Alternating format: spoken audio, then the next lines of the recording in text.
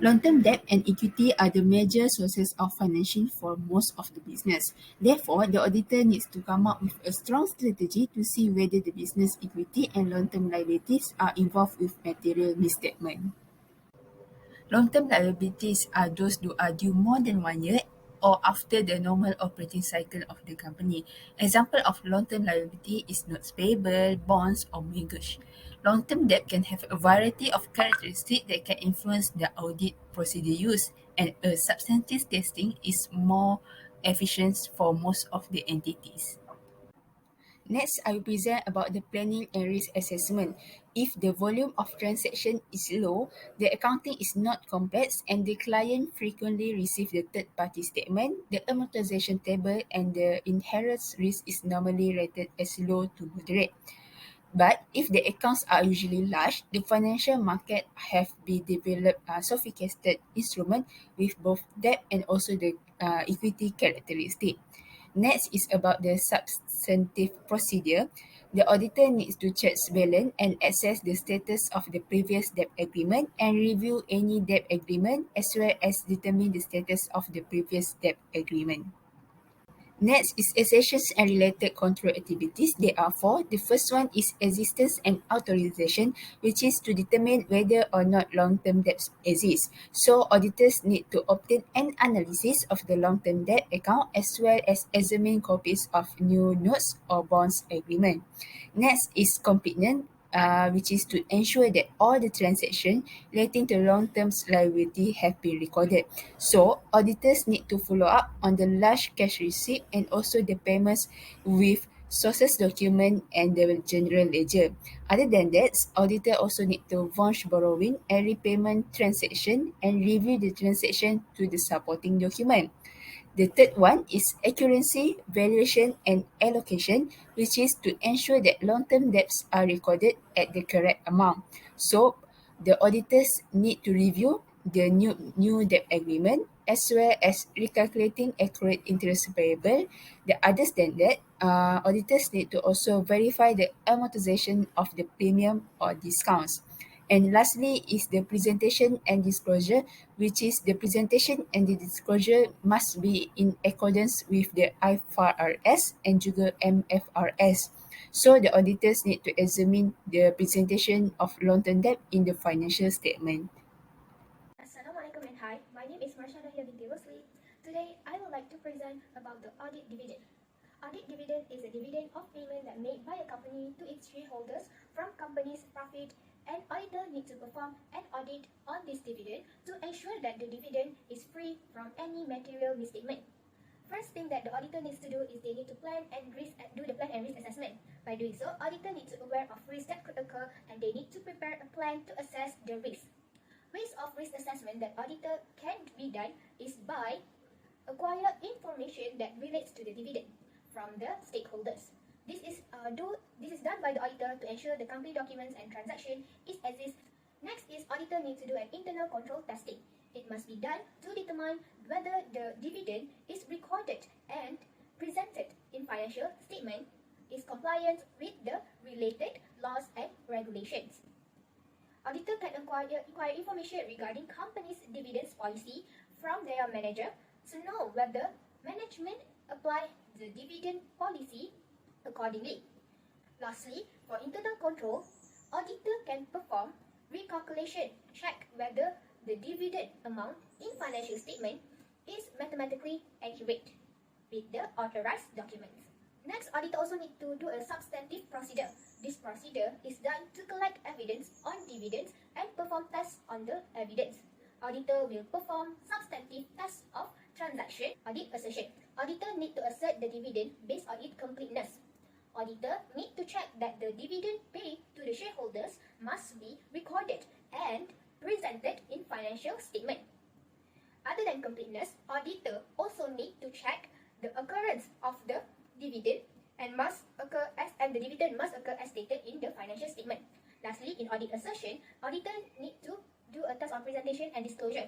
Auditor need to ensure that the company make an appropriate disclosure and presentation in the notes of financial statements. Auditing of share capital. Share capital is the money raised by company through equity share or by preference shares. Other names for share capital include equity capital, shareholders' capital, contributor capital, and paid-in capital. There are three audit objectives. The first one is existent. Existent is to ensure that the capital indicated exists as the reporting date. The second one is completeness. Completeness is to ensure share capital is reported properly on balance sheet. The third one is presentation and disclosure. This is to ensure items are disclosed in the financial statements as classes of share capital. Next, planning and risk assessment. Accounting errors could result in a presentation on the balance sheet that is inaccurate. The main risk for equity share capital would be intentional overstatement and error-related misrepresentation in the balance, which do occur in the case of organizations other than corporate forms. For internal control testing, we use segregation of duties.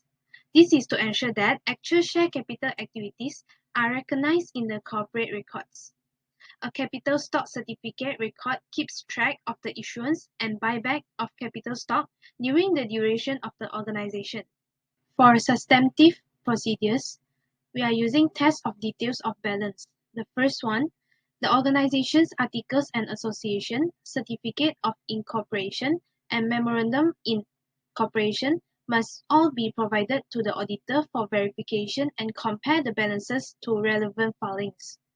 This is to make sure that all reported capital was present on the reporting date and the ending general ledger balance for share capital in the balance sheet and income statement accounts do not contain any material misstatement.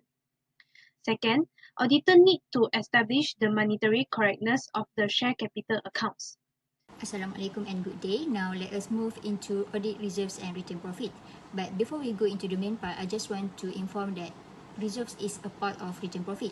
So when I mention about audit of retained profit, it also refers to the audit of reserves.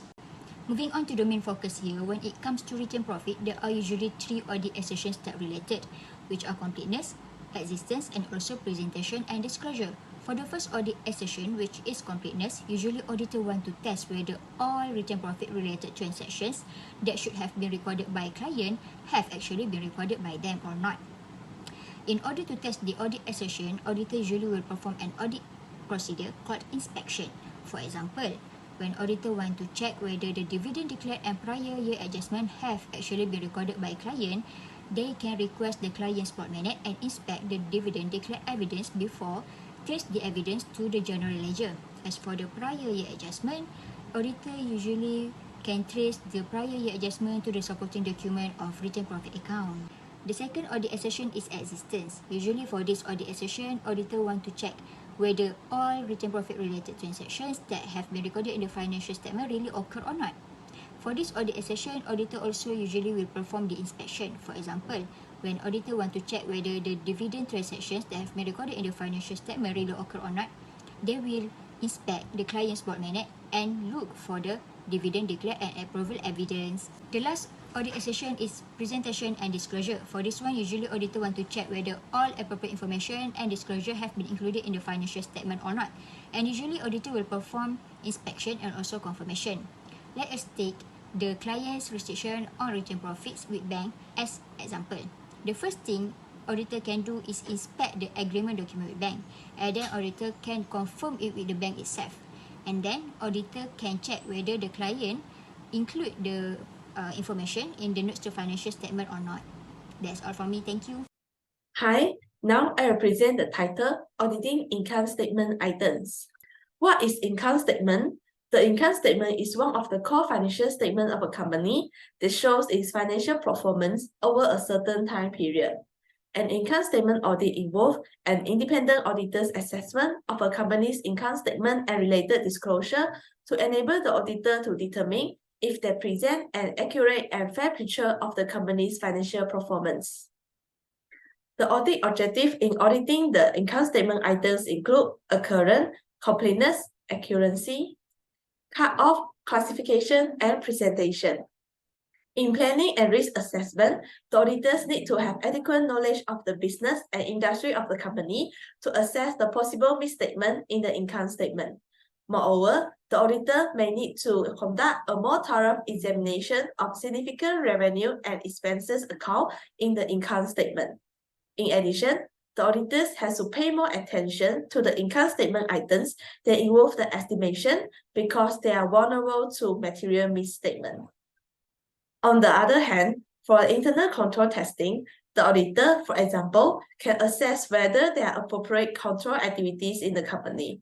Overall, if the internal control of the companies are effective, the auditor may reduce the audit evidence to be accumulated and reduce the substantive tests. Next, substantive procedure. Substantive tests of transaction can be used to detect monetary misstatement that directly affect the correctness of financial statement balances. Besides, substantive analytical procedure such as vertical analysis, horizontal analysis, and ratio analysis can be carried out to identify areas that are inconsistent from the amount predicted and have unusual variations that need to do further investigation. In conclusion, audit plays a vital role in detecting material misstatement and ensuring the financial statement of a company is in compliance with the statutory requirements. Internal control testing, planning, and risk assessment, as well as substantive tests, are very important to perform an effective audit. That's all from our group. Thank you.